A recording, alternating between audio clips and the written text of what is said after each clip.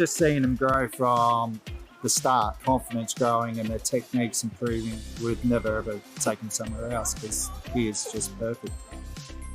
I have 2 girls at AFAC and we've been coming since it started at the beginning of 2019. They feel safe and I think they feel encouraged as well. I like my teachers and they always encourage me when I need encouraging and they make it really fun for me and the rest of my class. I feel very proud and happy and excited to meet my new teacher. Noah finds motor planning and things like that difficult. You know, he tends to get that same teacher, so they definitely know what works for Noah, what to kind of keep going with, how we can kind of achieve the next thing. So it's really quite consistent and valuable. It's really good, nice quality time spent with the grandies, and it's a great centre for families as well. She may have got a lot older, but never miss out on the green jelly after the swimming lesson, so that's always a given. I wouldn't be driving 25 minutes past 2 swim schools to come if I didn't enjoy it. The kids just enjoy it too much here and love all the teachers, so why move them somewhere else?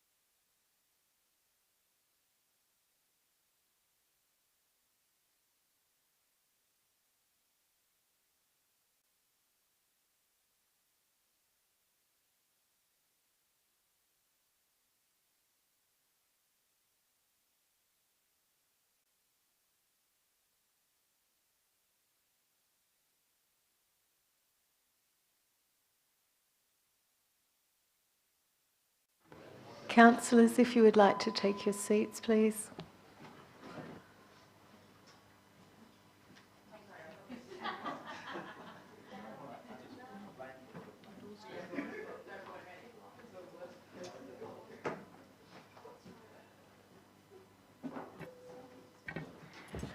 Would you all be upstanding for Her Worship, Mayor Ruth Butterfield?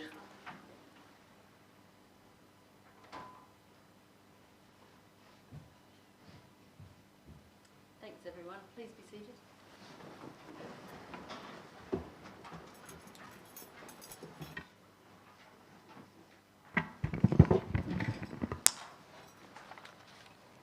I'd like to begin by acknowledging that we meet upon the lands of the Whadjuk Noongar people and pay my respects to elders past and present.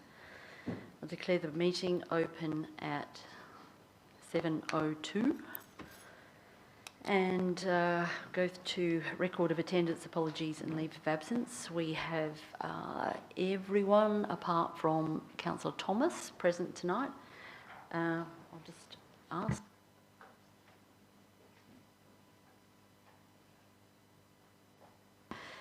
So we'll record Councillor Thomas as an apology for tonight.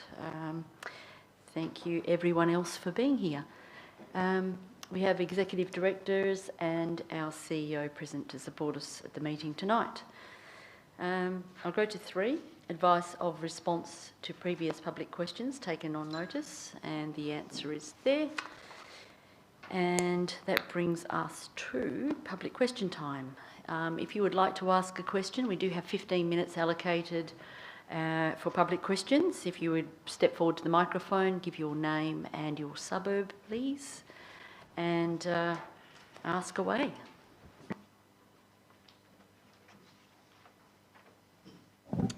Hi, Prue Cameron. I'm from Harrisdale. My apologies for not tabling my question. My question's really more a comment and a feedback than a specific question, but it's regarding the elephant in the room, which is the impending rate rises.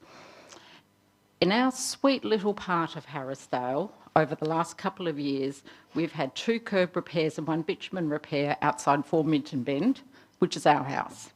We've had 2 curb repairs and 1 footpath replacement at 16 Minton Bend. There's been several footpath grinds, and there's now a footpath replacement at outside the house at the corner of Mingara, Wright and Lorraine. These are all footpath repairs, curb repairs and road repairs due to curb trees and verge trees. Now, please do not think this is an anti-greening comment. I love our trees. The challenge I have is that I don't know what it's cost the council to carry out these repairs. Our bitumen repair is actually in line for a second repair. So that's 2 repairs after 17 years, and our repairs are now going to become more frequent in nature. So I guess my question is, at what point in time does the council think holistically about the cost of repairs and perhaps think about fixing the cause of the problems? I also have concerns about the council's approach towards any insurance events that can happen as a result of trees, and I'm really not convinced that the council attitude of having public liability insurance is the best way to be managing risk. Thank you. Thank you very much for your questions, Prue. I will just note that after 17 years, I would expect that repairs to curbs and paving would be a natural part of that asset ageing, with or without trees. And we do look incredibly holistically at trees in our environment. And the repairs, although we will, it's not fun to have to repair things, but wear and tear and use and age on concrete, bitumen, etc., will require repairs even with no trees around. So it's a matter of the time difference between repairs that might occur more often with a tree being present and affecting the pavement. Now, because we do look holistically, the city appreciates the value of trees to the environment and to the area of Harrisdale in particular, where development has meant that we have lost a lot of canopy cover. So the remaining trees, even though they may be pushing out curbing and cracking some paving, and or pavement, the repairs to that to those are seen as necessary. Is the cost of having a good environment. Your question about, or your comment was more of a statement really about your our risk and insurance. I might hand over to our CEO to speak more on that. CEO, do you remember what it was? Through you, Mayor, I think it was related to the process of taking out public liability as a risk mitigation for events involving trees. Would you like me to make some further comment about what I was meaning with that? Well, it's public question time, so we'd like to a question really, if you could be more specific about the question, and we could probably try and answer it. Okay, so my question then specifically is, if you have verge trees that are continuing to cause damage, the feedback that I've had from the council visit, we had a visit from our councillor. I won't identify that councillor, but we had a visit to our street and I discussed the issue with the councillor and expressed my concern about raised footpaths due to trees, and actually due to the tree roots. So the problems aren't going to go away. It's not a wear and tear. It's actually the continued growth of the trees and the increasing prevalence of roots that's actually increasing the severity of the problem. The attitude from the councillor was that the council will just continue to grind footpaths as they need to, rather than doing anything to modify the solution. And in fact, I was told that the council has very good public liability insurances in place to cover any event that may happen due to footpaths that have lifted due to the tree roots. And I guess my concern is that the best way to just continually think, well, we've got insurance to mitigate the risk? So it was much more to do with the ongoing repairs. Okay, so I will take the insurance question as being a statement then, and I'll have dealt with the question about that ongoing maintenance. But thank you very much for bringing that to our attention. I will move now to ask if there's anybody else in the room back there who would like to ask a question. Good evening. Thank you for the privilege. James Rye from Piara Waters. This is regarding the rates issue and what's happening around. 3 South Perth councillors have resigned yesterday, and the Calgary border councillors have rejected a pay rise. In our room are all our councillors reading the room and truly internalising the cost of living stress that we've been facing. Thank you. Thank you for I'll take that as a comment. I can't answer for the rest of the councillors, so I don't know whether they're reading the room or whatever. So thank you for raising that. Are there any further questions from members of the public? The report that I think you've published on Friday suggests that the average residential rates increased by approximately $85 based on the 4.8% rate rise. However, Harrisdale and Piara Waters are likely to experience 2 to 4 times that amount because of our existing rate burdens and the specified area rates. This isn't fair. Has Council considered any mechanism to cap or moderate the impact on those residents? And if not, why not? Thank you. Thank you, James. I'll take issue with the statement that you made regarding the increase in rates for houses specifically in Piara Waters, and might just check with the Executive Director if he concurs with that statement.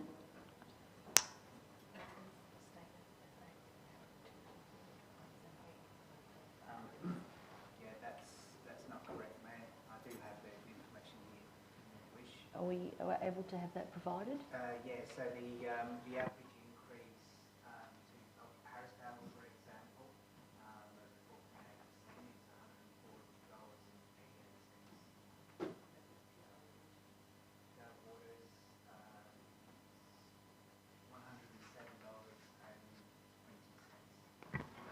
Okay, so with that additional information, James, does that somewhat allay your fears?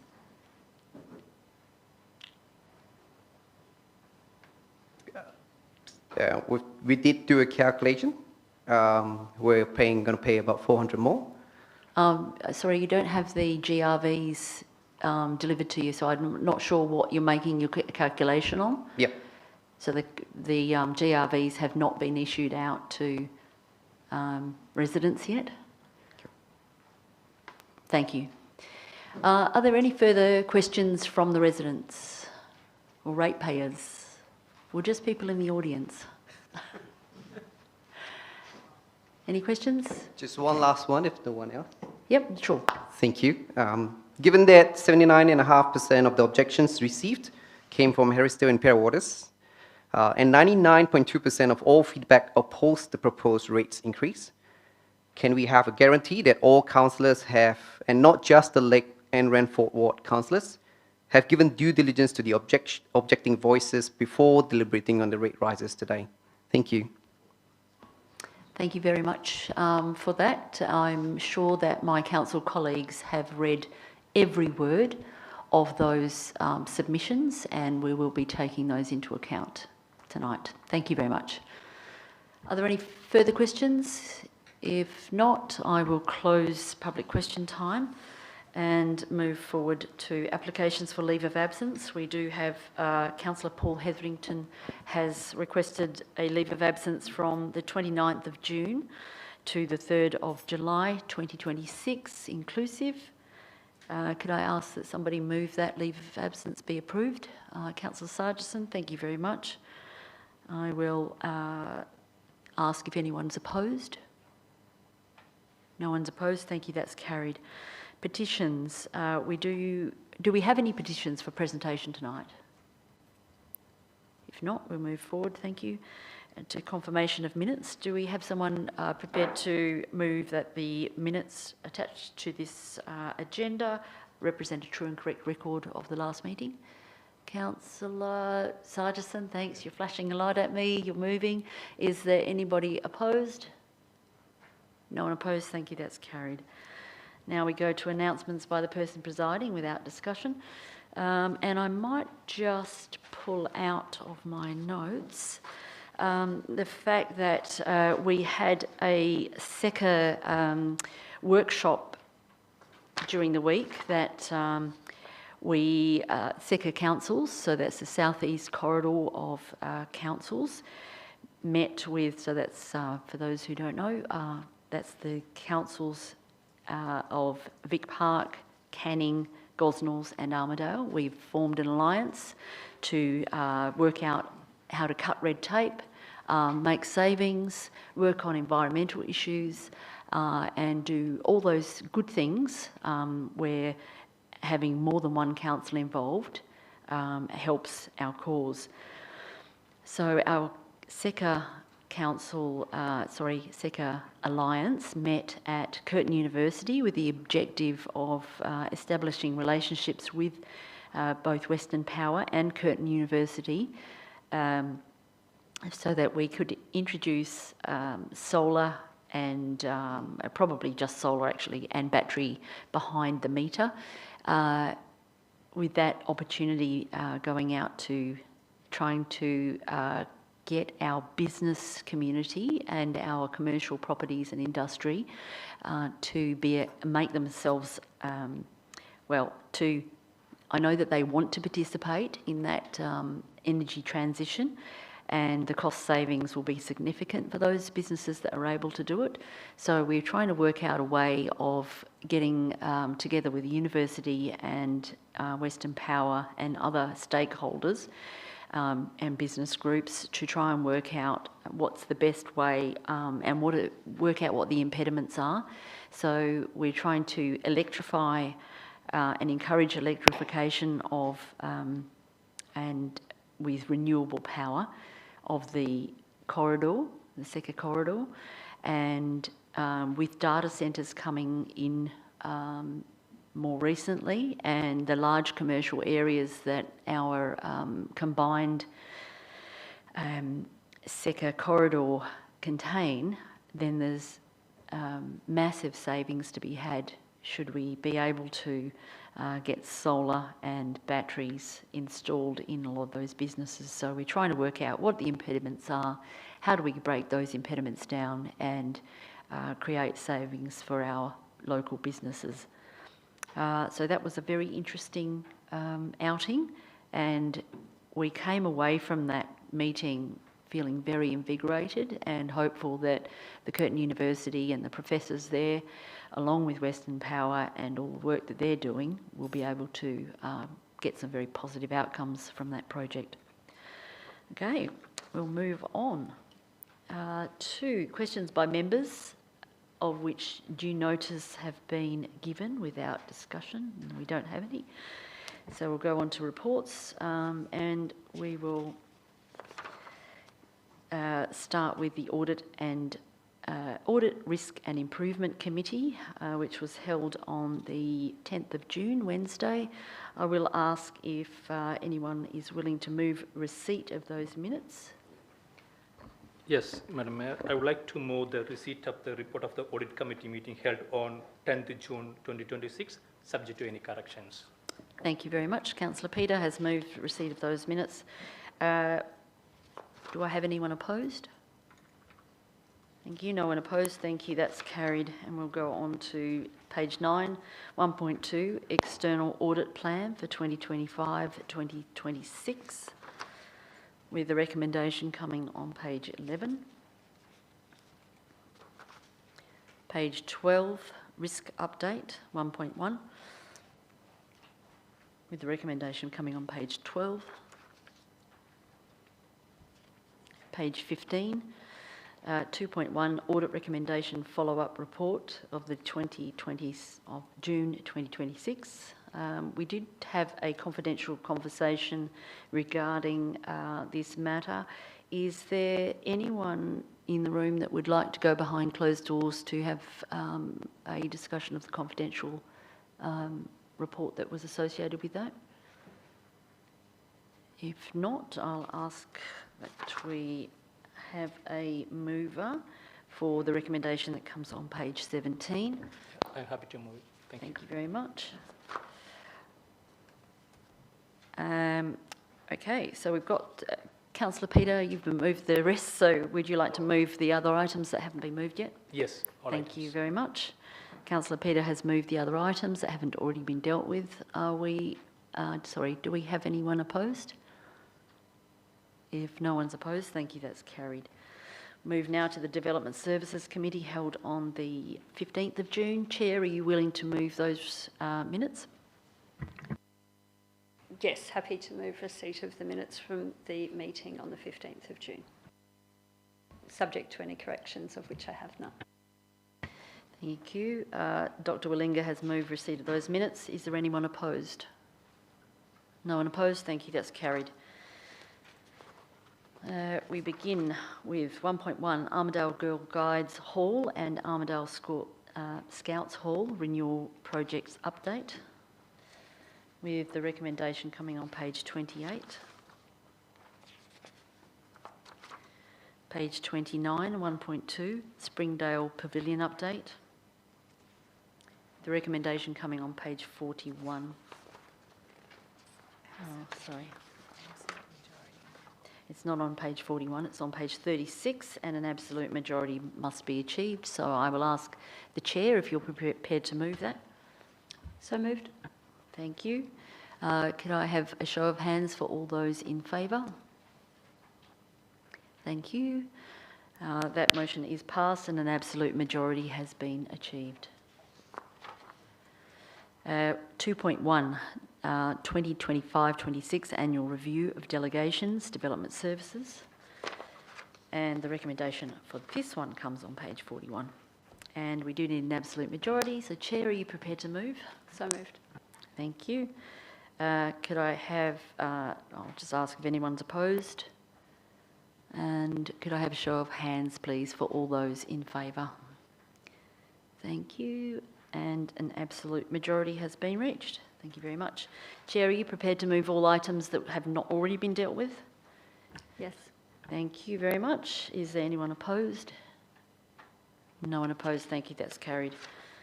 We'll move now to the report from the Corporate Services Committee meeting held on the 16th of June. Chair, are you prepared to move receipt of those minutes? Yes, please. I would like to move receipt of the minutes of the Corporate Services Committee meeting held on Tuesday, 16th of June, with subject to any corrections, of which I have none. Thank you. Councillor Mosey has moved receipt of those minutes. Is there anyone opposed? Corrections, I believe. Well, you can do a correction now, yes? I was of the understanding during the corporate business item that item 2226 and 2317 had been retained, but they haven't been listed in the italics. Okay. Can I just check with the CEO?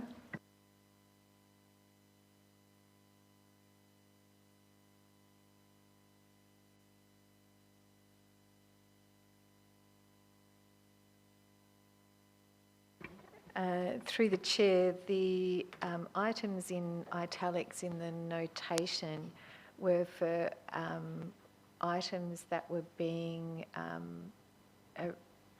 recommended for removal by city officers, but were then identified by the committee for retention.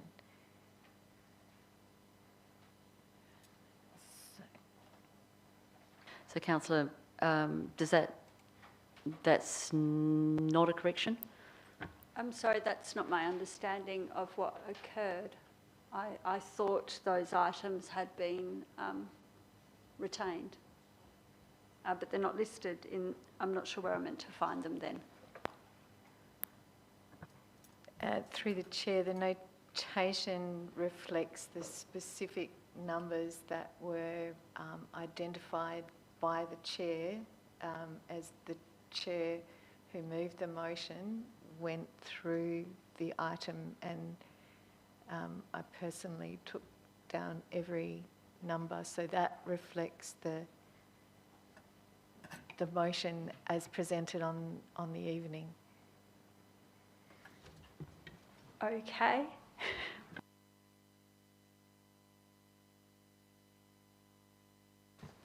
Right.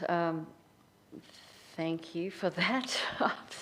Okay, we'll move now to the 1.1 list of accounts paid on page 47 for April 2026, and the recommendation comes on page 49. Page 50, 1.2, statement of financial activity for April 2026. And the recommendation comes on page 55. We do need an absolute majority for this one, so Councillor Mosey, are you willing to move this? Yes, could I please move that? Thank you. Is there anyone opposed? If no one's opposed, thank you, that's carried. And could I have a show of hands for an absolute majority? Thank you very much, everybody, and an absolute majority has been reached. Page 56, 2.1, Annual Corporate Business Plan Review, 2026, 2027 to 29 and 30. Councillor Mosey. I have an alternate recommendation, hopefully, that we might be able to bring up on the screen.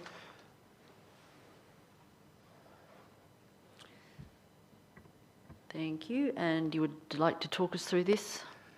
Yeah, so essentially it's removing, and this might go to some way to what Dr. Willing was asking about before. This is actually removing those BAU items that at committee we had decided that we wanted to retain in the corporate business plan. So it's actually taking them out because they will be captured elsewhere. It removes sort of a reporting and administrative burden on officers. So I'm comfortable, and I hope my fellow councillors are comfortable in removing those. It does still retain the change around the fleet transition strategy though.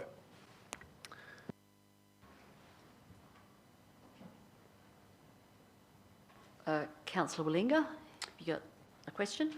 No, can I move an amendment to this recommendation, or would you like a seconder and opposer? Yes, I need a seconder for this change to the motion first. So Councillor Mosey, you're moving this amendment. Do I have a seconder for this amendment? Thank you, Councillor Stoneham. And we obviously have you with your potential. So, Councillor Stoneham, would you like to speak at this point? Thank you. Councillor Willinga. Thank you. I had asked if item 2.3.1.7 could be retained. It had only just been put on the corporate business plan the year before, and it referred to the green asset management plan. And the officer commentary was that that would be included in the urban forest strategy, but we don't have the urban forest strategy at this stage, and so I was hoping that we could keep that in for another year until we saw that. So I'd like to move that 2.3.1.7. I don't have the exact wording on me right now, but if that could be returned. Retained. Thank you.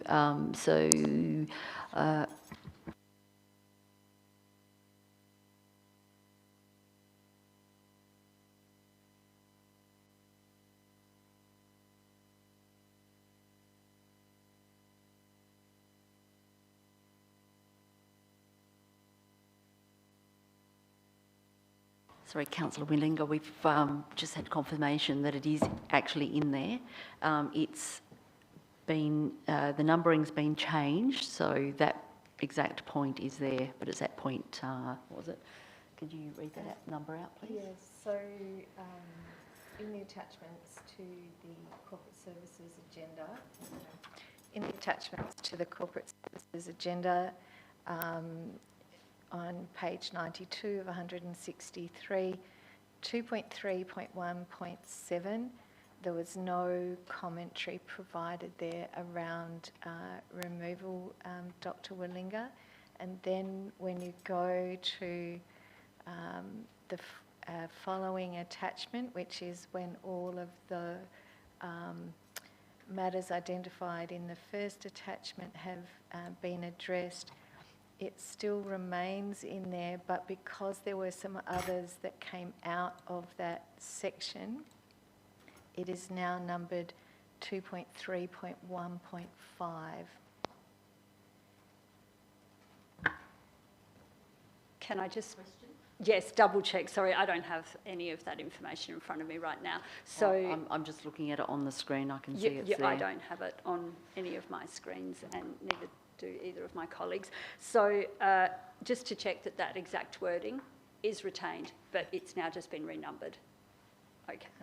Through the chair, the wording is develop a proposal to deliver a green infrastructure asset management plan. Okay, thank you. Then I'm not requesting an amendment anymore. Thank you.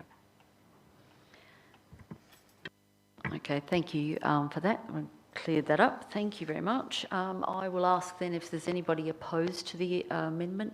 Councillor Peter is opposed. Yes. Would you like to speak? Yes, Madam Chair. We have a discussion about the corporate business plan in the committee, and we take it because it's an important document, and we have a detailed discussion, and the chair moved the item.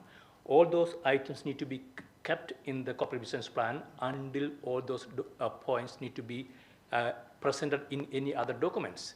So I am not comfortable to remove without all those discussions. I don't know where it's going to be, so I'm not comfortable removing from the those points from the corporate business plan. So and if the current motion failed, I would like to move the. I want to foreshadow the original committee recommendation. Thank you very much, Councillor Peter. Could I have someone speak for the motion? Against the motion?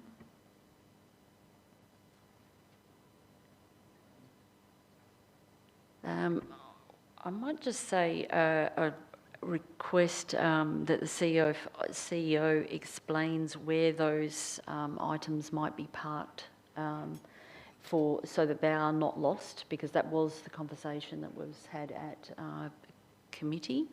So if you could just explain that, please. Yes, thank you, Mayor. And I might use one of the actions, which is implement the design review panel. That design review panel is now well established. There are members appointed. There have been procurement activities to acquire the various experts, and there's now a local planning policy that deals with the operation of the design review panel. So that was a new service that the city is undertaking, and it needed to be in the corporate business plan while that was established. Now that it has been established, it becomes part of the business area plan for that team within development services who carry out and manage that function. On the flip side, in the corporate business plan, you will see new services, for example, such as the establishment of the university's study hub, have been identified so that there's a very clear indication that this is a new service and a new undertaking that the city is establishing.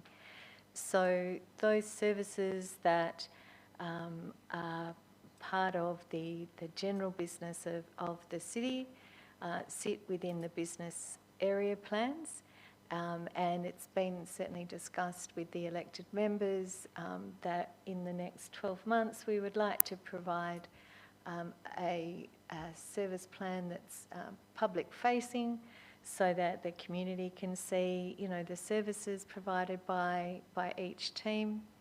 So none of those actions that in the corporate business plan that are identified for removal will be lost. They have now been embedded within the service delivery for the respective teams, Mayor, and they will be reflected in the next 12 months in those public-facing service plans.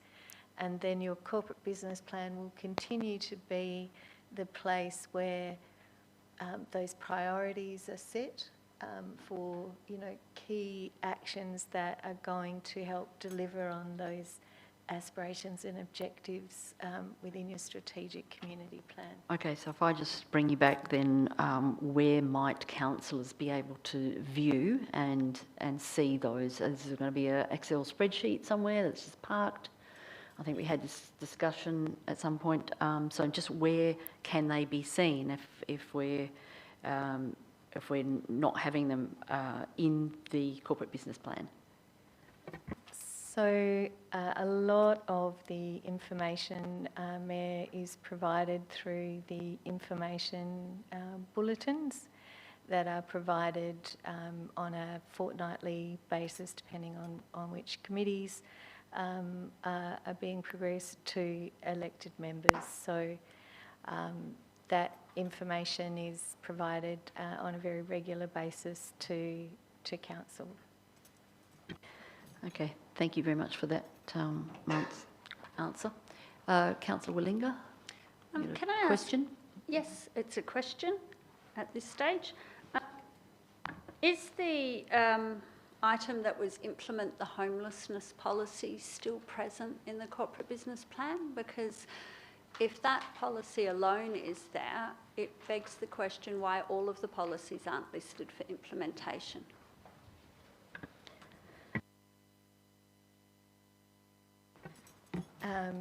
That one, Mayor, does sit with the study hub, in that it was essentially a very new and emerging issue that all levels of government are grappling with. The city has developed a homelessness policy. It has established a homelessness working group with terms of reference, and that working group, which includes external representation from the officer in charge of our local police, because we really rely on their engagement and cooperation to be able to implement that policy.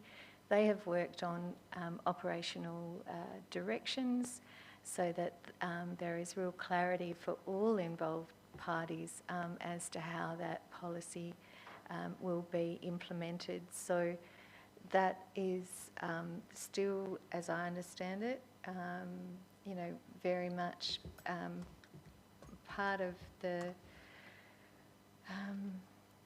the business of the city. And as far as I can see, Dr. Willinga was not identified for removal. If you were to put every single policy and every single service, then your corporate business plan would be several lever arches in size. The objective under the regulations is for your corporate business plan to reflect the prioritisation of all of your informing strategies, be they your urban forest, your parks, your assets, your long-term financial plan, and they are the key actions that you're going to undertake over the next 4 years, not all of your actions. Thank you. I realise we're not going to include all of our policies, strategies and actions. I was trying to highlight the regular problem that we have with the inconsistencies between business units and directorates. Some BAU, business as usual, is included or excluded, and it seems each year we're looking at this and it does seem a little bit inconsistent. Thank you. I'll take that as a comment. Could I ask, if we're in debate now, if there is anyone to speak in... Sorry, Councillor Peter? Yeah, Oh. I have a question. Yes. Item 2.5.1.3. So where it is going to be covered if it is not in the corporate business plan?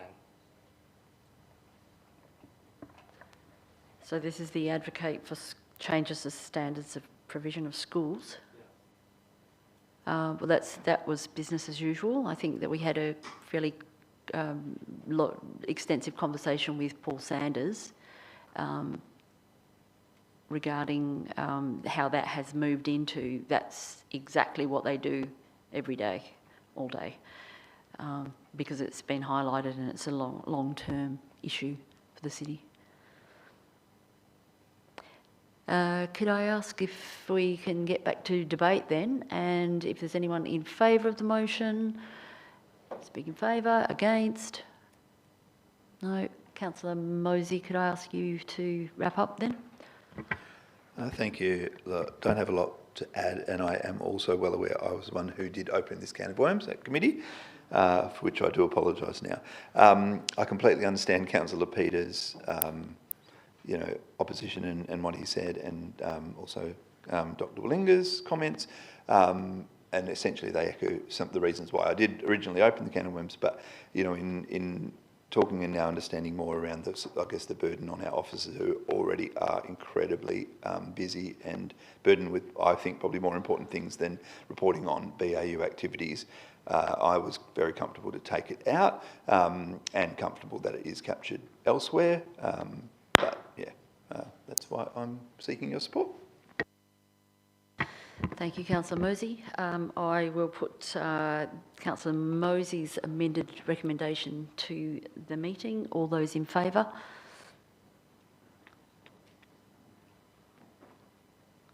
All those opposed? Thank you. And the motion is carried with that amendment, and an absolute majority has been achieved. Thank you very much, everybody. We'll move forward to page 62, 3.1, 2025-26 Annual Review of Delegations, Corporate Services and the Office of the CEO. Councillor Mosey. Believe it or not, I have an alternative recommendation for this one as well. Hopefully we can get this on the screen, and while we do I can quickly talk you through this. For those that are at committee, you might be aware, and also at Tech Service I brought it up as well, I was keen for us to give delegation to the CEO to be able to essentially waive tip fees when there's a serious storm event, and particularly just for green waste, so that we give our residents the opportunity to I guess take care of that green waste when there is that significant storm event, and hence why I'm asking for support around including that delegation, as you'll see there on the screen.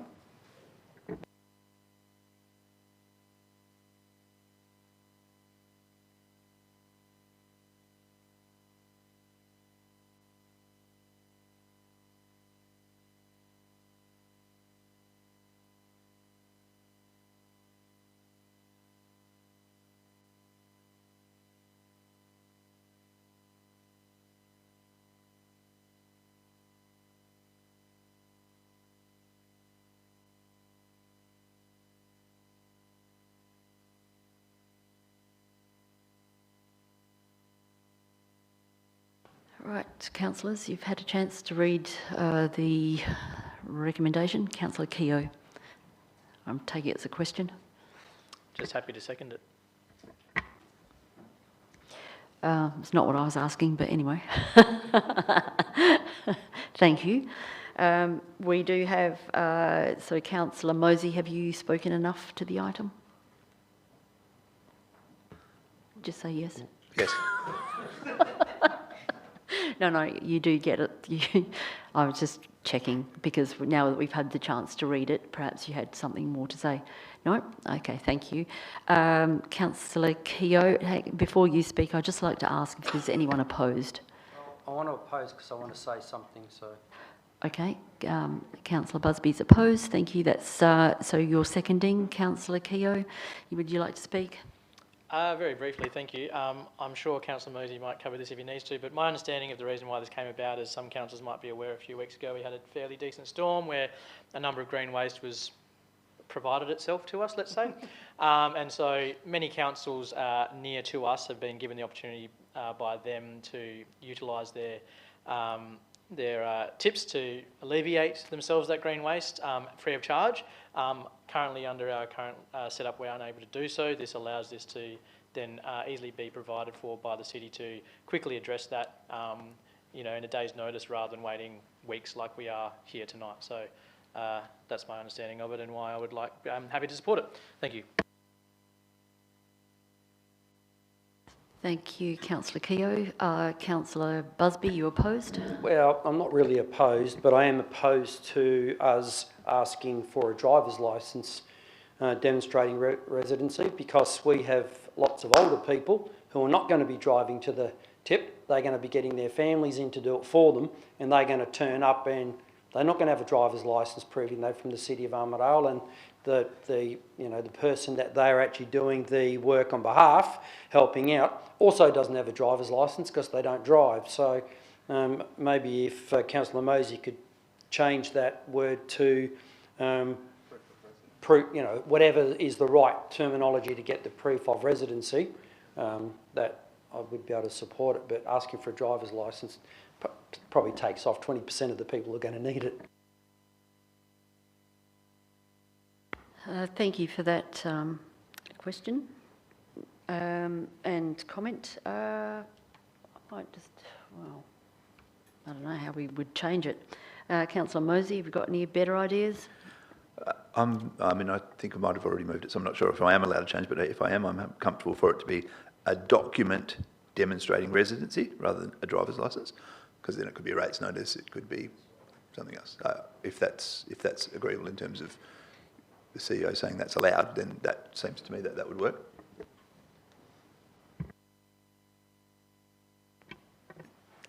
Through the chair, the preference would obviously be for a driver's licence, because you then obviously have photographic identification rather than someone potentially passing their rates notice to others.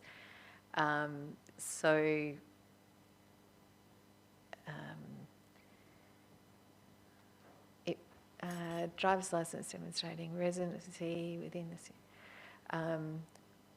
or if maybe after Weybridge or other identification demonstrating residency. So it's very clear that the preference would be for the driver's licence.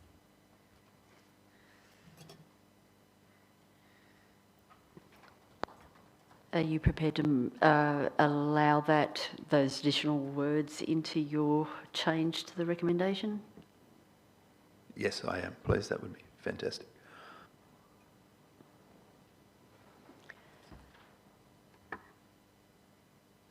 Just a question.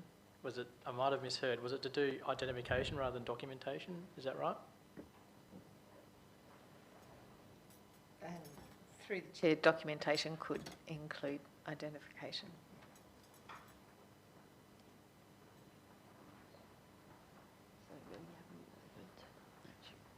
Okay, Councillor Mosey, have you read the words? You happy with those? Okay. On that basis, do we have anyone opposed? If no one's opposed, that's carried. Sorry, it's not carried at the moment. So we do have an absolute majority to get to. So if no one's opposed, could I have a show of hands in support, please? Thank you. And an absolute majority has been achieved. Thank you, councillors. Now we go to page 66, 3.2, SOHAG Policy Reviews of 2026. And we have the recommendation coming on page 70. Councillor Newman, you're on your feet. Thank you. Yes, I have a amended alternative motion that Council endorse the SOHAG 2026 priority policies and City Officers 2026 proposed policy review program with the addition of the following policy. This is an amendment to the email that I sent earlier today. For SOHAG 2026, and it only lists EM15, councillor referral policy. So just strike out that point 1.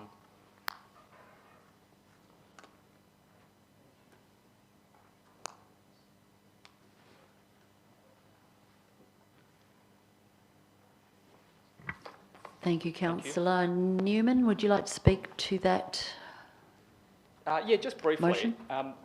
The next two items in this report that is before Council relate to two referral matters that brought up at committee. Both of those referral matters were agreed unanimously by the committee to be reviewed by SOHAG. So this motion simply puts that specific policy onto the list of policies to be reviewed by SOHAG in the next 12 months. So it's not a significant change. I'm just simply actioning this item for the next two items that are in the agenda. Thank you. Thank you very much. Councillor Keogh, you opposing? No, thank you. Mayor, I would like to see if Councillor Newman is open to also adding the homelessness policy to this recommendation. Well, I think what we might do is that Councillor Newman has deliberately removed that off the off his change to the recommendation. So we'll. I'm open to accepting that for the purpose of debate. If you want to continue that, if you want to add it in. Oh, this is messy. How about we be decisive? Okay. No. So what have we decided, Councillor Newman? We'll leave the motion as it is. Thank you. Okay, so do I have anyone opposed? Obviously, I would like to oppose. In doing so, I would foreshadow that I would like to have the homelessness policy adopted. However, recognising that through this procedure, then the debate is dead. Thanks. I don't know what you mean by the debate is dead. If you're foreshadowing that if this recommendation doesn't go through, then you would be foreshadowing that you would move the homelessness policy in there as well. Yes, but what I'm saying is that I'm not procedurally it doesn't allow me to really speak to that unless I do so now. Right. Yes. Sorry, before you speak, I would like to see if there's a seconder for the motion. Thank you, Councillor Hetherington. Councillor Newman, you've spoken. Councillor Hetherington, would you like to speak? Only to say that I agree with that, and I don't think the homelessness policy needs to be added. I don't need to speak to the homelessness policy at this stage because it's not there, but I foreshadow that I'll oppose Councillor Keogh if it gets in. Thank you. Right, do we have... sorry, Councillor Keogh, would you like to speak?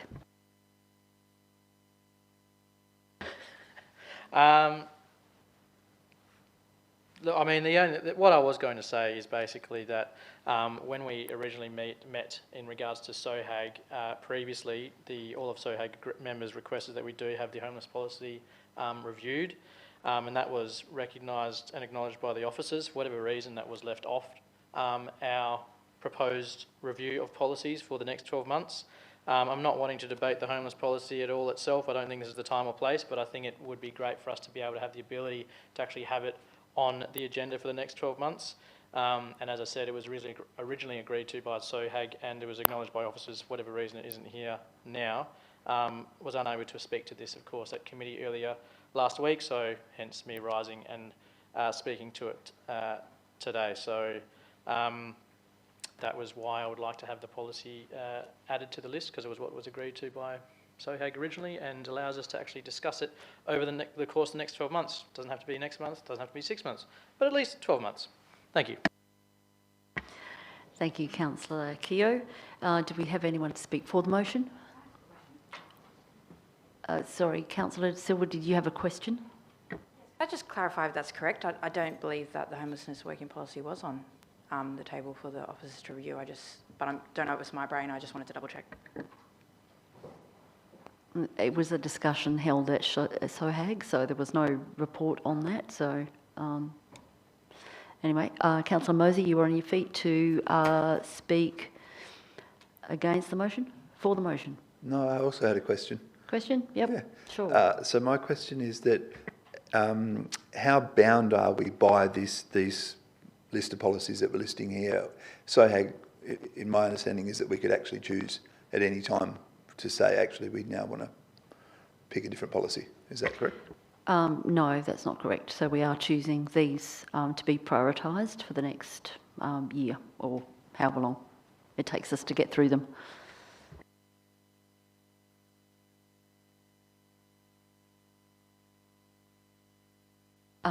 Do I have anyone to speak for the motion?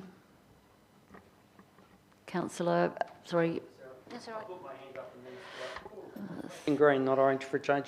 I'm actually going to speak for the actual motion on the table and not something that's not on the table, if that's all right. It's interesting that this has come up because I've noticed reading through the information bullet, and I've noticed for quite a while there are lots of referral items that actually never get, you know, they came off the ark with Noah, and because our policy says they have to stay there until they're actually dealt with. So to me, it's probably a great opportunity for us to have a look at this and just see how they best can work and for us to move forward with those. So I think, you know, this is probably a really good one to look at. So I support that.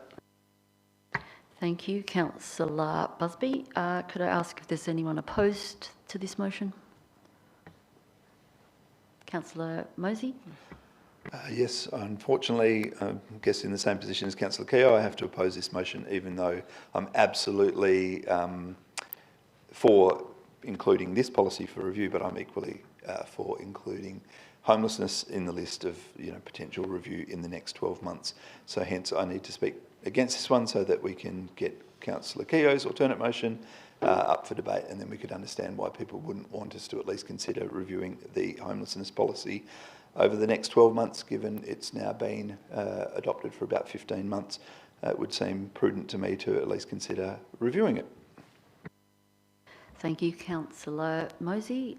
Is there anyone to speak? Chair, I have a question. A question, yes. Yeah. When the city adopt the homeless policy, which month, which year, this financial year? Sorry, I'll ask the CEO because I don't know. Through the chair, I'd have to look that up. I don't know if, off the top of my head. Sorry. Sorry. Sorry, so the policy was adopted last year. I don't know exactly when, and then the operational directions have been adopted more recently, Mayor. However,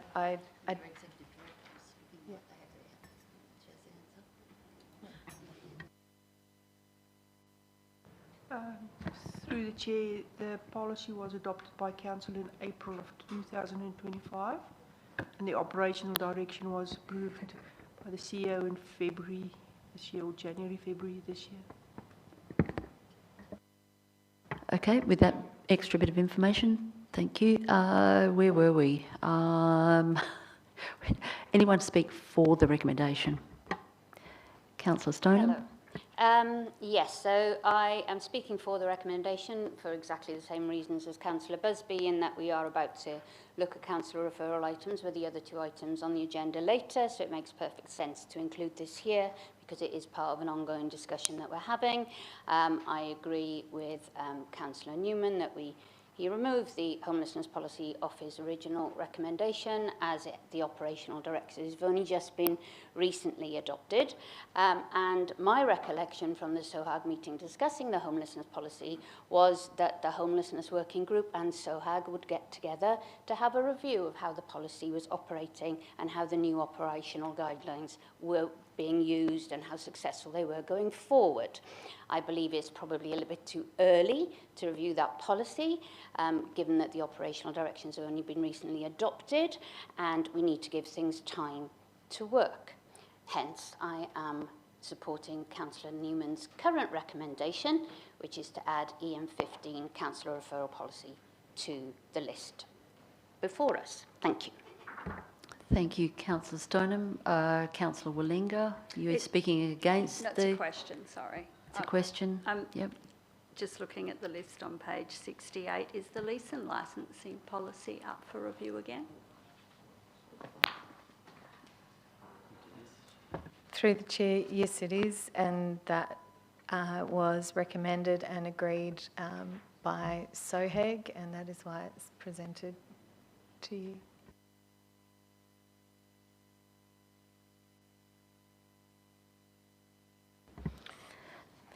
So, councillors, we're up to those speaking against the motion.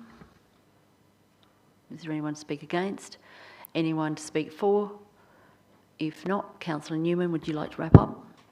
Thank you. Just very briefly, and on the topic today, the item here is just to modify Council's referral policy to ensure that it is more transparent for the public record, noting that the policy is currently very brief and it only provides some guidance to the city. In relation to operating orders, in relation to the operating orders of standing orders, which are almost 25 years old. So thank you for your support, and I commend this motion to the council. Thank you, Councillor Newman. Could I have all those in favour of this motion? Raise your hands, please. Thank you. All those against? Thank you. And the motion is passed. And we'll move on then to page 41, councillor referral reports. So this has a recommendation coming on page 72, which is directly relevant to the last item, as it turns out. Then we have page 73, 4.2, outstanding councillor referral items, also directly related to that last item, with the recommendation on page 73, and page 74, the recommendation on the bottom. Can I ask if the Chair is willing to move all those items which have not already been dealt with? So moved. Thank you. Councillor Mosey has moved all the items which had not already been voted on. Could I ask if there's anyone opposed? No one opposed. Thank you. That's carried. That takes us through to the Chief Executive Officer's report of the 22nd of June 2026. Could I ask that someone move receipt of the Chief Executive Officer's report? Thank you. Councillor Peter has moved receipt. Is there anyone opposed? No one opposed. Thank you. That's carried. And the first item we have here is on page 78, 1.1, Armadale Arena Evacuation Centre Upgrade, Disaster Ready Fund, Round 4 application. And the recommendation comes on page 82. Could I have a mover for this item, please? Councillor Stoneham, thank you. Councillor Stoneham has moved. Is there anyone opposed? No one opposed. Thank you. That's carried.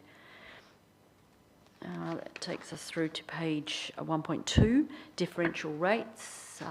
Councillor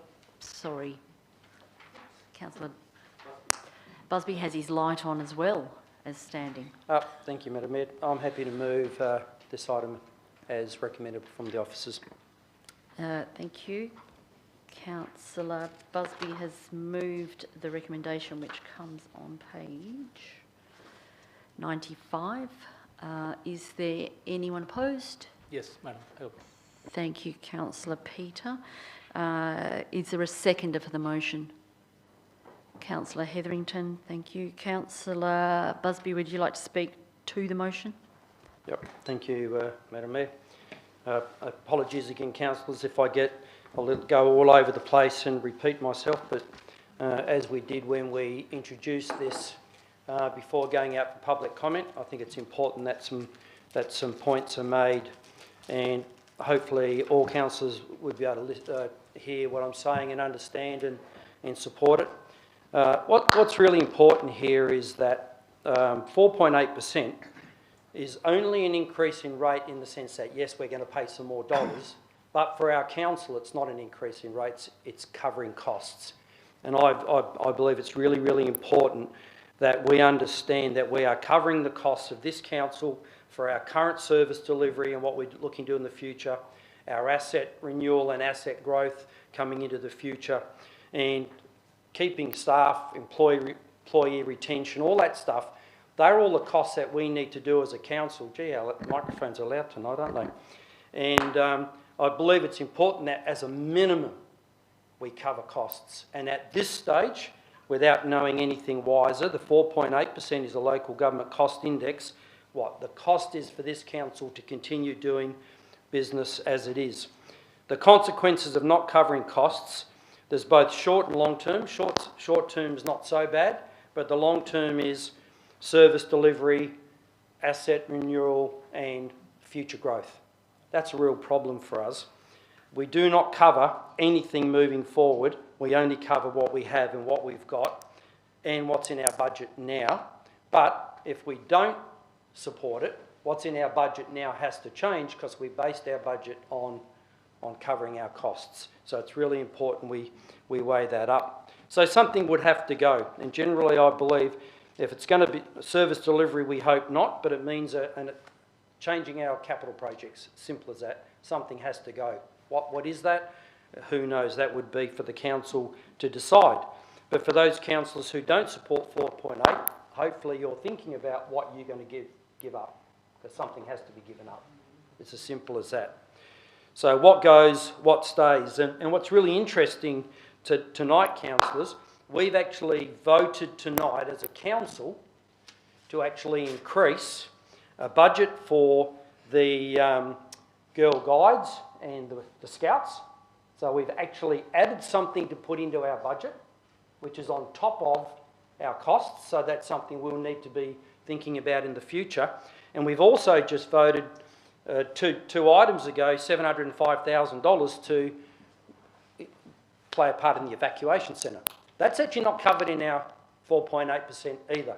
So as a council tonight, we've all voted to put these to budget. Yes, so we haven't voted that they're going to happen, but we've all voted to put them to budget without at the moment thinking about where that money's going to come from. So we need to give some thought for that. It's interesting, we don't stay where we are if we don't do the 4.8%. We go backwards. And long term, I believe if we dropped a couple of percent, we could go backwards over the next 10 years, somewhere between, on a $117 million budget, somewhere between $20 to $30 million in 10 years of of money to this city, to this council, to these residents that we'll never get back. So, you know, it's important that we consider that. And it will be the future residents who will pay. If we are not diligent and good stewards for this city, you know, and it's interesting that, you know, many of the submissions talked about us covering, can we get better costs? Can we do things cheaper? Can we do that? Well, I've been on council for 14 years, and I know nearly every year we ask those same questions. We do that now. We're asking, can we bring stuff back in-house? We've got our EDs looking, can we bring stuff back in-house? Is it going to be cheaper? Is it cheaper to use contractors? Is it cheaper to do things this way? I remembered when we first brought GPSs into our rubbish trucks, and there was a little bit of a pushback at the time because of the cost, but then when we saw what the savings were by rerouting rubbish trucks to actually get better, you know, to get things done better. So we're always, as a council, I believe, our officers are always trying, with us pushing, to try and do things better and to do things more efficiently. But you just can't save 1 to 2%. I believe they do a good job. COVID, for those, there was a lot of councils not here over COVID, but for those councils who were, when we did our 0% rate increase, and pretty much the same the year after, that cost this council more dollars than our community will ever really understand unless we could document it. But I've had a look at that, and that 2-year freeze and the lower one afterwards, the compounding cost to us is around $24 to $54 million. That's a lot of money, $4 to $6 million a year. And it's important to understand we can never catch that up. That's money that we'll never get again, that we can't put into future budgets and growth, and that's why we've always, you know, been fighting to catch up from COVID. And for those councillors, remember, with following that, so not only did we not do, you know, any rate increases, we ended up getting hit with the cost of COVID. Everything went up. For those who remember, the massive increases in the Rollie Stone Carrigal Bushfire Brigade building was phenomenal dollars. For the Rollie Stone Theatre, and I just looked in those areas because I remembered the significant costs alone. We were talking $3 or $4 million increase in costs just for those 2 buildings. I didn't go through all of our stuff that we've done because I know what it is. I do want to make a comment on the submissions because people don't think, you know, we read them. I do, and you know, I don't think I read every single 268 of them word for word, but I did go through them and have a look at them, and it was interesting. And I am going to make a comment here, and some people won't like it, but out of 117,000 people, our submission ratio was 0.0023%, which I found interesting, you know, because if people were so against something, you know, I would have expected a lot more. Honestly, a lot more than that. And what was interesting is, and I am going to make this comment as well, 80% of them, and I think it was made in the question today, came from 2 of the most affluent suburbs in the city of Armidale outside of Bedfordale and Rollie Stone. So I did some homework on Ruler for that as well. And interesting enough that the least affluent suburbs are ones where the cost of living was mentioned a lot in the submissions. The ones who are in those areas, the Brookdales, the parts of Armidale, parts of Kelmscott, the Camillos, we had, I think I might have written it down somewhere, less than 10 submissions. And, you know, thanks to one of our councillors, it was on every single community group. It was on the Camillo group, it was on the Kelmscott group, it was on the Armidale group. So every group Facebook post saw that, yet still chose not to put in submissions. Look, to me, I just find that interesting. We are one of the fastest growing councils in WA, and it's really, really important that we understand that we need more than local government cost index to cover the municipal funds, which is the money we have to put in for the future growth. So when we do a new library, when we do a new pavilion, when we do a new park in an area, sure, DCP is going to pay for a part. Sure, if it's a sporting, the state government will pay for a part. Yes, we'll occasionally get federal funding for some of those things, but we often have to pay, I think it's 1/3 for a lot of the things we do. That doesn't come out of our 4.8%. That comes out of something else that we need to budget for. So it's just unfortunate that we're a growing council and we do need to keep building parks, pavilions and upgrading roads and all that kind of stuff. So cutting ourselves short will end up leading to debt for our future residents, our future councillors somewhere. We have to pay our bills and we have to grow, and there's no way for us to get it. We share the balance cost together now. That's what I believe. And I said this to my wife the other day because she didn't understand this, and I had to convince her. So I have to do that at home as well. Not with clothes I don't, but with rates I do.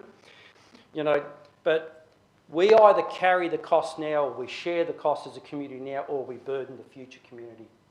And I'm not willing as a councillor to burden our future residents, you know, my children, my grandchildren, our residents' children, grandchildren. I believe we share it every single year, and this is what we're doing. I believe we are burdening anyway, because I don't think we're doing enough. Covering costs to me is not enough. I think we should have always added that extra 0.5% to allow for these growths, these new pavilions, you know, what we want to do for the emergency and evacuation at the arena, what we want to do for the Girl Guides, and what we just voted for tonight. I think it's important people understand we need that little bit extra to do that. So what is going to go, councillors? Please think about this. What is going to go if we tried to go lower than 4.8? Well, it's either going to be things like the Hilbert Library. It's going to have to be the Armidale Regional Recreation Reserve. All those things are going to have to be pulled back significantly if we weren't covering our costs. I did find a really good statement online, so I can't take credit for this, but I think it's a good one to finish on. Deferring rate increase doesn't save money. It converts a predictable, manageable annual cost into a massive compounding debt. So if we don't cover costs, we build debt. And if we continue to build debt, it compounds. So councillors, that's why I'm moving this motion, and I am supporting our rates at this stage at 4.8 to cover our costs. Thanks, Madam Mayor. Thank you, Councillor Busby. Who was the seconder? I can't remember. Councillor Hetherington, would you like to speak? Yes, thank you, Mayor. Councillor Busby has pretty much said everything that I want to say, but I'm going to read what I've written here for the sake of this argument. And I want to start by acknowledging the concerns that were raised by our community. As we've heard, we did receive 270 odd submissions, and I will be honest, I read pretty much every single one of them. Many of them speak to the same issue, the pressure people are feeling right now. We know the cost of living is rising, households are making difficult choices, and that's real and it matters. But what also matters, and what we can't ignore, is the reality of running a city. There is a narrative in some of these submissions that council can simply do more with less, that we can cut our way through rising costs and somehow maintain or even improve services without increasing revenue. That is not realistic, and it's not responsible leadership. The cost of delivering services is not static. Fuel, materials, contracts, labour, all of it is increasing. Every road we maintain, every park we mow, every library we operate, every waste service we provide costs more today than it did yesterday. So the question before us is simple. Do we keep pace with reality, or do we fall behind? Because if we choose to fall behind, if we artificially suppress rates, there are consequences, and they're real consequences. It means cutting services, it means delaying infrastructure, it means allowing assets to deteriorate, and it means shifting the burden onto future ratepayers who will end up paying more to fix what we have failed to maintain. And let's be clear, a reduced rate is absolutely not a harmless gesture. Dropping from 4.8% to, say, 3% removes nearly $2 million from our budget. Going lower, obviously, removes even more. That is not spare change. That is the funding for services that our community uses every day. We also need to address the comparison argument. Yes, people look at other councils and ask why rates differ. The answer is straightforward, that not all local governments are the same. Armidale has a rapidly growing population, significant infrastructure demands, and a smaller commercial and industrial base than many others. And that means that we rely more heavily on residential rates. That is a structured reality. It's not a policy choice. We've also heard calls to use reserves to ease the burden. Now that might sound appealing in the short term, but it's financially reckless. Reserves are not a bottomless bucket of money. They are set aside for specific future needs, asset renewal, major infrastructure, long-term commitments. Using them to artificially suppress rates today simply creates a bigger problem tomorrow. And on efficiency, let me be clear here, this city is already doing that work, and I congratulate our staff for that. Through budgeting, procurement, service reviews, long-term planning, we continuously look for better ways to deliver. But efficiency does not mean eliminating the impact of inflation.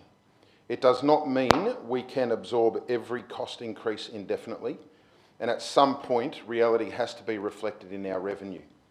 So now let's put that into perspective. The proposed 4.8% increase equates, as we've heard, to about $85 per year for the average household. That's about $1.65 a week.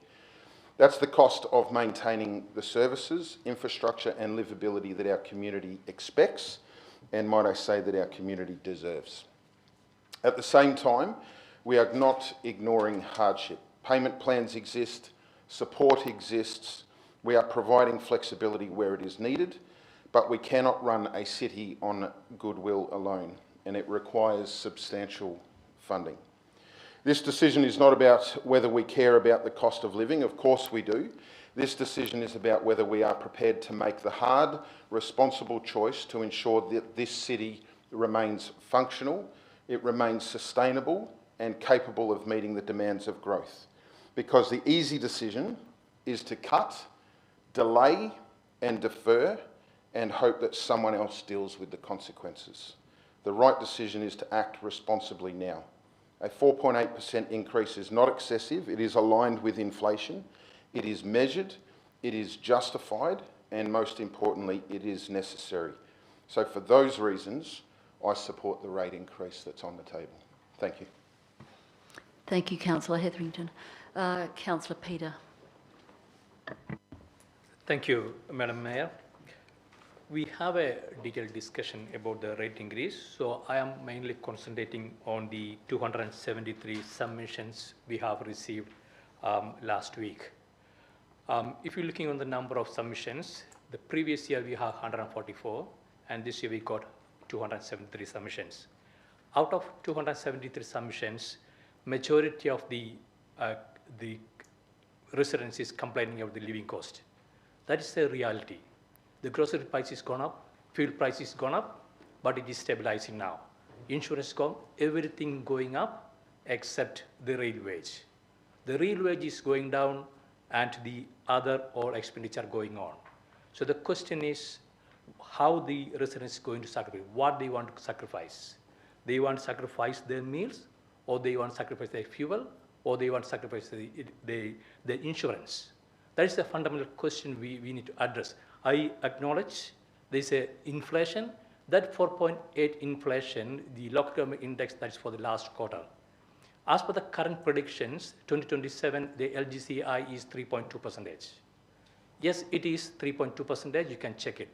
As per last briefing from the Volga, it is 3.2% for 2027 LGCI. So the market is cooling down, and we expecting a price CPI will go down and LGC will go down. So this is a time we need to support our residents. So I understand the businesses have an inflation 4.8%, and at the same time residents have an issue. So as a council, I believe it's our responsibility to support the residents to survive their issues. So maybe next financial year, the inflation going down, we are happy to increase the 3.3% or 3.5%. And also, Madam, I need to mention that if the current motion failed, I need to foreshadow an increase of 3.8%.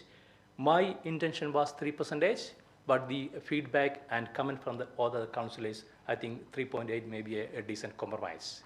So I would like to foreshadow that motion if the current motion is failed.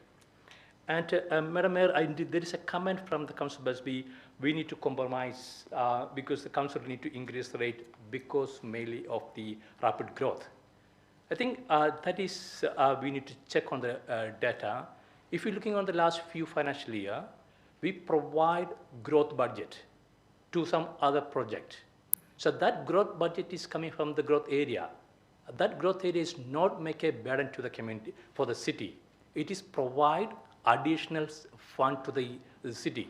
If you looking at historically, the city make nearly $1 to $3 million surplus every financial year. If you're looking at the last 3 years. And the last year we make 1 million plus, I think 1.7 million. Or maybe I would say the growth budget was allocated 1 million and the surplus was 1.1 million. 1.1 or 1.2. That's minimum 2 million surplus we had. And we allocate to other projects. That is not put into the capital project in the growth area. That we allocate to somewhere else. So the argument, because we need to increase rate because of the growth area, I believe that is factless. And also, Madam Chair, I need to bring a few more things. If we looking on the CFAX, socio-economic index rate, the city of Armadale CFAX rate is 990, and Perth Metro it is above 1,000. And all this other thing, if you're looking at the other area, is the council rate. City of Armadale council rate is $248 higher than the average Perth Metro rate. So there are some reason for that. I agree that point. And if you're looking on the submissions, Madam Mayor, the Councillor Busby's point is very clear. The 50% of the submission is coming from 2 suburbs, Harisdale and PR Wadis. There is a reason for that. It's nearly 75%. If you're looking on the GRB in that area, if you're looking at the average rate is 1,600 plus 4.8% rate increase, it may be $85. But the residents paying $3,500, $4,000 a year as a rate, council rate, and it's a 5% increase, is more than $200. So it is a big money. If it's paying a minimum rate, that's fine. 4.5% or 6% is not a big issue. But people paying $4,000, $3,000, $3,500, 5% is a big issue, big increase for them. So that is the reason we're receiving 75% of submission from the area where people paying high rate now, Madam Mayor. And also, Madam, I just need to mention that the question was, if we are not going to increase 4.8%, or we need to compromise capital project, or we need to compromise services. My view is we don't have an operational budget discussion. When we have an operational budget discussion, we can look on because we are running a $170 million budget 1 year. So we can look on where we can reduce our expenditure. And we can look on and we are able to reduce maybe 1 million. And also, Madam Mayor, you are well aware the interest rate. The interest rate is going up. Last three months, quarter, the interest rate has gone up. So the residents is paying maybe another $600 or $700 for their mortgage. So how they have to pay high mortgage, and also in the same time, cities, we are getting more income from our reserves. That is on the other side. Maybe we can look on the options when we looking on the industry, because we are paying high, we are getting high interest rate now. Are we able to look on some fund to support the residents at this point? So I request all the councillors to support, if current motion fail, support my foreshadowed motion for 3% rate increase. Thank you, Madam Mayor. Thank you, Councillor Peter. Do I have anyone to speak for the motion?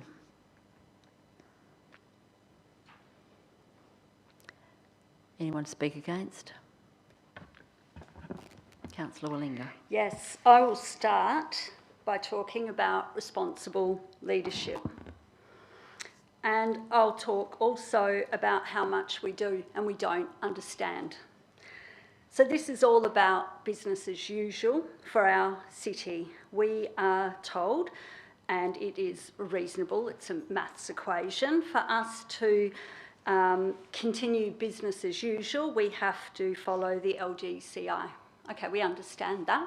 That isn't what we're talking about. We're talking about What about reviewing our services and our service delivery? That has not happened for half a decade for the councillors. So if you were to ask the councillors, what is business as usual? Most of them will not know in every business unit what business as usual is. So here they stand saying, oh, you will have to, I don't know, lose a library or lose something like that. That is not the case. We haven't reviewed our services. We can review our services. We haven't done it for half a decade. So I'm really obviously a little bit cross because our residents are hurting.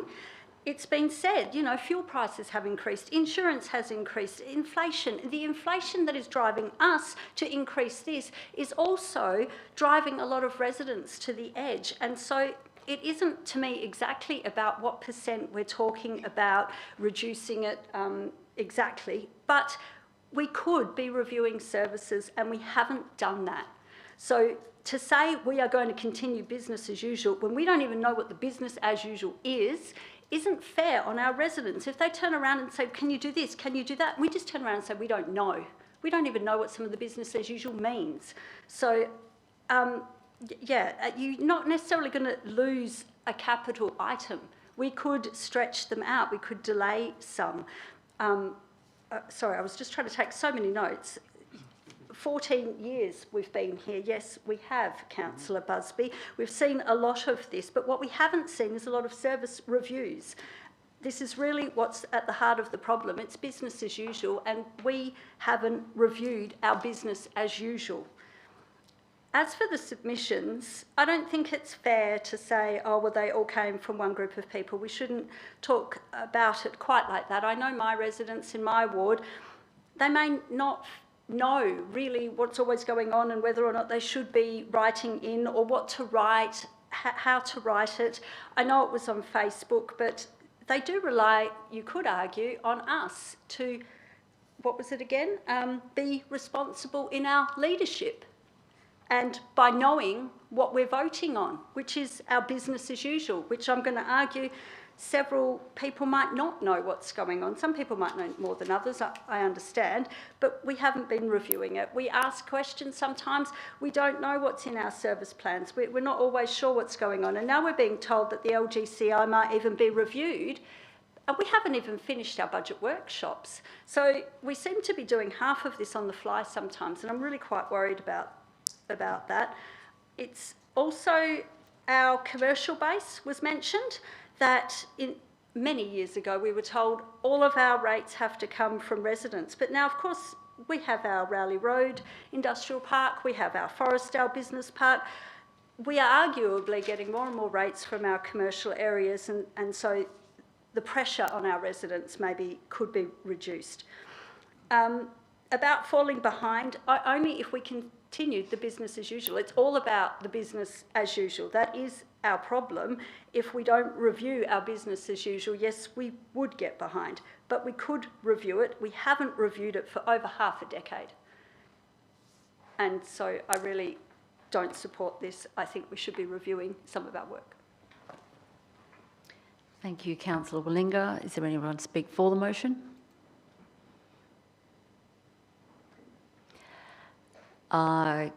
In that case, I will request that Councillor Busby, you wrap up. Thank you.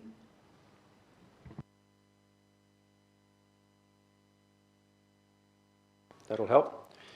I want to make a comment that someone made it. I'm just going to try and answer.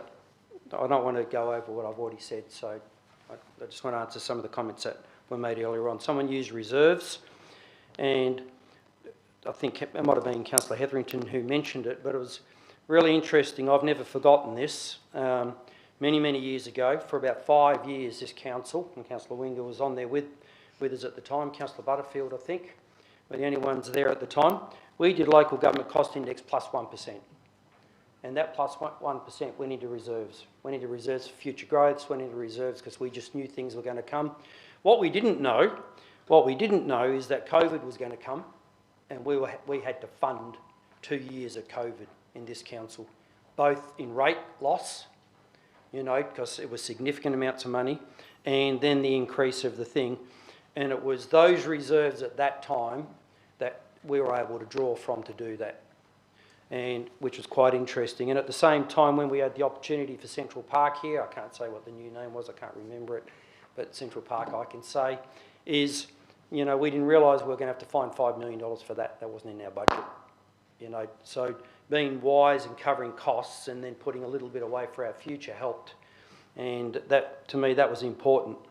And we're not allowing extra. So we just had the comment then that, you know, we need to do reviews. Okay, well, that's fine. Let's do reviews. Let's push those forward, whatever we want to do. But if we don't do what our budget is now, then we're not going to go and do a review after we've done the budget and say, all of a sudden find 1 or 2%. We're not going to do that. That would be something moving forward. Yes, someone also said there was double the, I think Councillor Peter mentioned there was twice the submissions. I'm not surprised there was twice the submissions, because it was twice the effort for people posting on Facebook to get people to put in, you know, I've never seen so many Facebook posts in my life about get your submission in now, get it in now, I've done it, get it in now, get it in now. I'm not sure our community would do that if we didn't have people pushing that on Facebook, and that was predominantly us pushing it. So I'll never get the figure right. I've really got to get Jason to give me this, our ED, one day. But when I had a look at it again online, local government collects 3% of all the tax that everybody pays. 3%. I know where my 3% goes at least. I know my rubbish bins get picked up every week. I know the parks are getting mowed and the people are paying sport on them. I know, you know, most footpaths are getting fixed, and, you know, the ones that keep breaking, hopefully they continue to get fixed. But I know where my rates are going. But we made a comment, someone also made a comment that we should be the ones, you know, taking the pressure off our residents. Well, I don't know about other people, but I know I pay, and others here I know pay significant amounts of tax, far more than some other suburbs and other places. Well, I don't know where all my money goes. I pay more Medicare than many others, but I don't complain about it, because Australia has always been, we're a shared country, and we all take the load, and, you know, I pay more and it goes over there, and that's what we do. That's what we've always done as a country. Well, that's not quite what we do as a council, because it doesn't matter what area in your road's going to be mowed. Yeah, sorry, your parks are going to be mowed, your road's going to be resurfaced when the assets renewal's done, your footpaths are going to be done when they need redoing. So we share it. Not one part of Armidale pays more, because I've looked at the figures. Roleystone, Bedford-Dale, Mount Missouri, Clifton Hills, Mount Ryshon, all pay as high, if not higher rates than the other areas that people have been talking about tonight. If my house is valued at X by the state government that I can rent it for X amount of dollars, that's what I'm paying rates on. I'm not paying more rates because I'm in another suburb. I'm just paying rates because that's what my house is worth. And it's just the way it is. So to me, councillors, less is backwards. I think we need to be responsible. We need to cover our costs. If councillors feel really passionate about all these, you know, during reviews, and that we should do more and we should push harder, well, I'll support that. I'll always support that. But tonight, we need to cover the budget that we've got, we need to cover the costs that we've got, and we need to be wise in what we want to do further on. And Councillor Peter mentioned that, you know, we always have a positive budget. That's because we do budget, carefully about how many new houses are going to be built, and we've been fortunate enough that over some of those years we get more. But there has been a couple of years, going back a long time ago, where we didn't have more, and it hurt us, you know, so that's why we're a little bit more careful. So councillors, I think if we're wise, we cover costs, and that's what I'm asking that we do today. Thanks, Madam Mayor. Thank you, Councillor Busby. I will put it to the vote. All those in favour of the recommendation, which I note does not have a percentage in front of it, raise your hands, please. Sorry, have we got the... Yep. All those against? Thank you, and the motion is passed.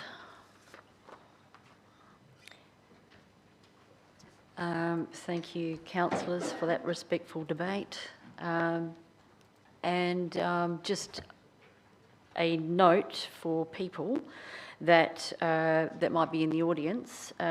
This means that the current figures before you will go into the process for our draft budget. We still have work to do on that budget, so there's still an opportunity for a review of all of the costs and projects that we've got going on. So we will obviously be taking on the comments that have been made by the residents in writing into us, and so we'll be having those discussions during those discussions about how to set the budget for that final bit. So thank you very much, everybody. Page 96, 1.3, Councillors' Information Bulletin, issue number 9 of 2026. Could I have someone move the recommendation on the bottom of page 96? Thank you. Councillor Peter has moved. Is there anyone opposed? No one's opposed. Thank you. That's carried. We'll go back to the beginning of the agenda now, and we'll come back to, let me see, motions of which previous notice have been given. There aren't any. Urgent business approved by the person presiding or by decision. There's none. Matters for referral to standing committees without discussion. Are there any matters for referral? Councillor Singh. Thanks, Mayor. I have referral item for the Corporate Business Committee, Early Payment Rate Initiative Scheme. Thank you. Thank you. For that, are there any further matters for referral? If not, that brings us to closure, and I will close the meeting at 8:38 p.m. Thank you very much, everyone.